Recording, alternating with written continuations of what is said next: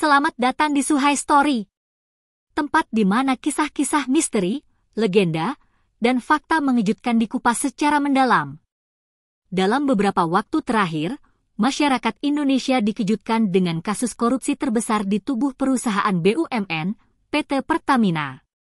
Skandal ini diduga melibatkan pejabat tinggi dan menyebabkan kerugian negara hingga 193,7 triliun rupiah.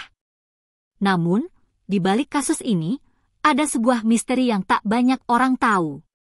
Apakah ini kutukan dari Nyi Roro Kidul, penguasa pantai selatan? Legenda menceritakan bahwa Nyi Roro Kidul adalah sosok gaib yang menjaga pantai selatan, dipercaya mampu memberikan berkah bagi mereka yang bersikap jujur dan adil, tetapi juga membawa kutukan bagi mereka yang serakah dan mempermainkan rezeki rakyat kecil.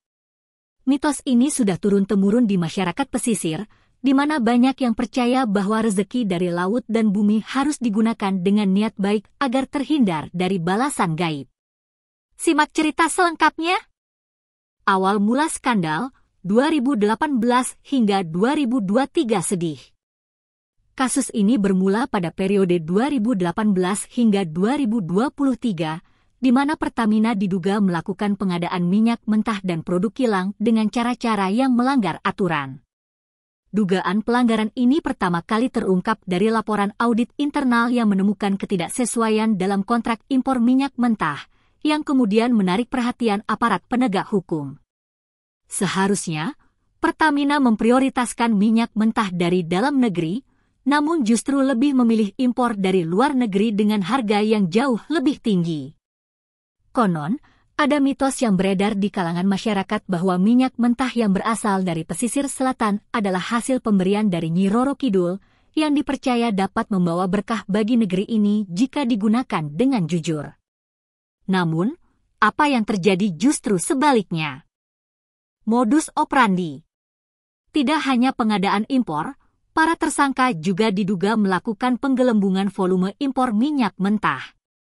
Selain itu, ada dugaan manipulasi harga BBM, di mana Pertalite yang beroktan 90 dicampur dengan Pertamax beroktan 92, lalu dijual dengan harga Pertamax. Masyarakat percaya bahwa perbuatan serakah ini membuat kutukan penguasa laut selatan semakin nyata, karena mempermainkan rezeki rakyat kecil.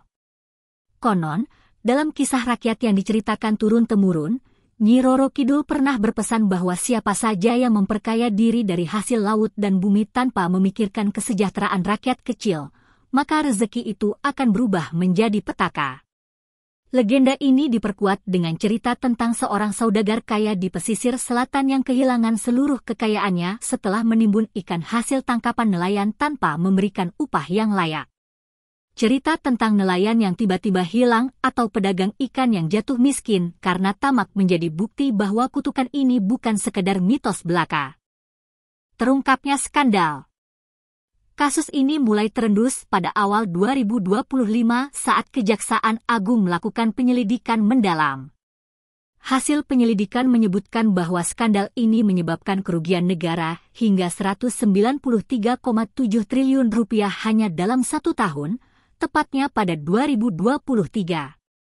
Mitos yang beredar, angka triliunan ini dianggap sebagai angka kutukan, di mana siapa saja yang berani memperkaya diri dengan mengambil hak rakyat akan menerima balasan dari alam gaib. Penetapan tersangka. Setidaknya ada 9 orang yang ditetapkan sebagai tersangka, termasuk para pejabat Pertamina dan pihak swasta. Salah satu nama yang mencuat adalah Simon Alsius Mantiri, yang merupakan Direktur Utama Pertamina saat ini. Para tersangka diduga bekerja sama untuk memperkaya diri sendiri dengan merugikan keuangan negara. Namun, muncul cerita mistis bahwa beberapa tersangka mulai mengalami kejadian aneh seperti mimpi bertemu sosok wanita berbaju hijau sebelum penetapan status tersangka.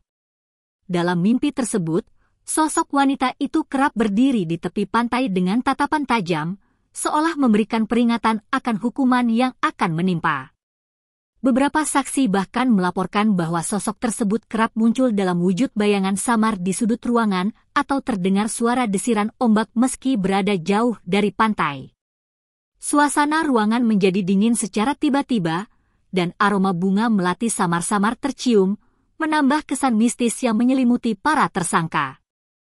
Ancaman hukuman mati. Jaksa Agung ST Burhanuddin menyatakan bahwa para tersangka berpotensi dijatuhi hukuman mati sesuai Pasal 2 Ayat 2 Undang-Undang Tipikor.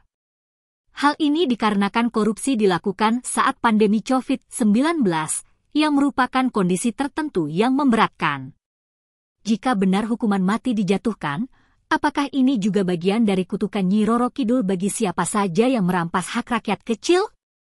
Reaksi masyarakat. Kasus ini menimbulkan kemarahan masyarakat. Banyak yang mendukung penerapan hukuman mati sebagai efek jera bagi para koruptor. Namun, ada juga yang berpendapat bahwa pemiskinan koruptor dan penyitaan aset lebih efektif dalam memberantas korupsi. Perspektif ini didukung oleh beberapa ahli hukum yang menyatakan bahwa hukuman mati mungkin tidak memberikan efek jera yang signifikan, sementara penyitaan aset dapat langsung memulihkan kerugian negara dan memberikan keadilan bagi masyarakat. Kesimpulan, kasus korupsi Pertamina menjadi bukti nyata bahwa praktik korupsi di Indonesia masih merajalela. Namun, munculnya cerita mistis tentang kutukan Nyi Roro Kidul menambah lapisan misteri di balik skandal ini. Konon, dalam legenda rakyat, Nyi Roro Kidul pernah memperingatkan bahwa siapapun yang mempermainkan rezeki hasil laut akan mendapatkan balasan yang tak terduga. Cerita-cerita dari masyarakat pesisir menyebutkan adanya kemunculan sosok wanita berbaju hijau di malam-malam tertentu, sebagai pertanda kutukan akan segera menimpa orang-orang serakah. Menurut kalian, hukuman apa yang pantas diberikan kepada para koruptor yang merampas hak rakyat kecil? Apakah hukuman mati sudah cukup adil? Atau ada hukuman lain yang lebih pantas? Tulis pendapat kalian di kolom komentar dan jangan lupa like, komen, dan subscribe untuk update terbaru seputar kasus ini hanya di Suhai Story.